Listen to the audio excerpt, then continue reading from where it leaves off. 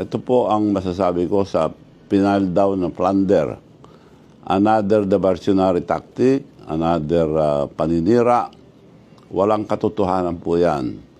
Ang sabi sa complaint nila, nagbenta raw ako ng lupa ng gobyerno at kumita raw ako ng 100 million.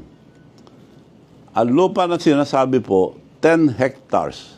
Ang presyo po yun, noon at that time was 800 million, 8,000 per square meters, 10 hektarya. Binenta ko lang sa munisipyo ng 120. So, nalugi po ako ng 680 million. Hindi ako bita. Sino po makakagawa niyan? Ako lang na sincero tumutulong sa ating bansa. Tumulong ako sa aming munisipyo. On record, 8,000 per square meters noon. That means 10 hectares is 800 million. Binenta ko lang ng 1.2. So nalugi po ako, ulitin ko lang, nalugi ako ng 680 million. So tumulong lang po ako. Itong mga nagsasabing ito, dati ng extortionist. Si Atty. Tilly Cordero, pinsang buo yung tinalo ko na mayor sa Narbacan.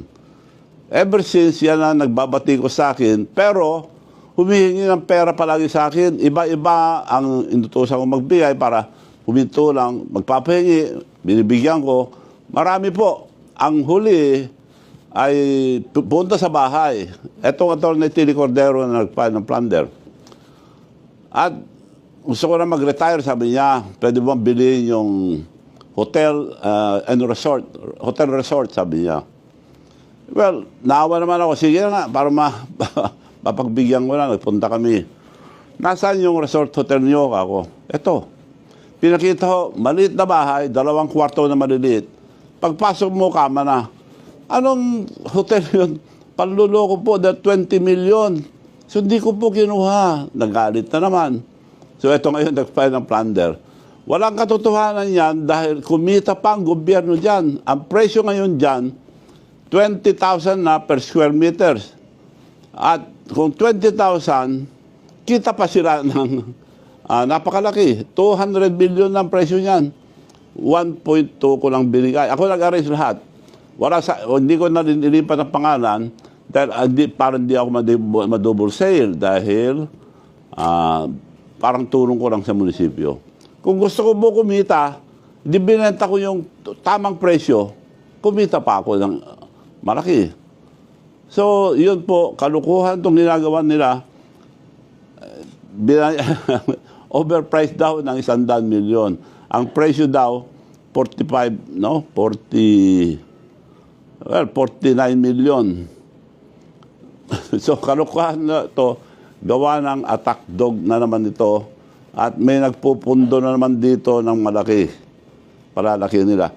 Kung sa ombudsman, dapat halungkatin nila yung final ko sa pinsang buo niya. Matagal na yan, nakaparking lang sa ombudsman. Dapat din yung buksan, napakarami. Ginamit nila ng mahigit 100 farmers. Sa resolusyon na pirmado ng vice mayor, vice mayor, and only councilors. Pirmado nila lahat yung resolusyon. Claiming in one barangay lang, Barangay Solbec, 65,000 farmers for the benefit, naglagay sila ng 9 million for the benefit of 65,000 farmers of Solbec. Ang populasyon po, Narbacan, at that time, 44,000 lang. Isang barangay lang, ang liwanag po na panluloko. Billions po nawala sa Narbacan bago ako nag-mayor. Inayos ko na ang Narbacan, binitawan ko na, binigay ko na sa iba. So, nakatulong ako sa buong Narbacan, masisang kayo magtanong. So, yun po ang issue ngayon. Paninira na naman yan at maliwanag na wala kami ginawang masama. In fact, kumita pa munisipyo. Ako nalugi. 680 million. Yun po. At yun po ang totoo. Totoo yung sinasabi nila, pagkukulong ako. Kaya, on record, ano tayo sa record. Naka-record po lahat yan. 120 lang ang binayaran ng munisipyo.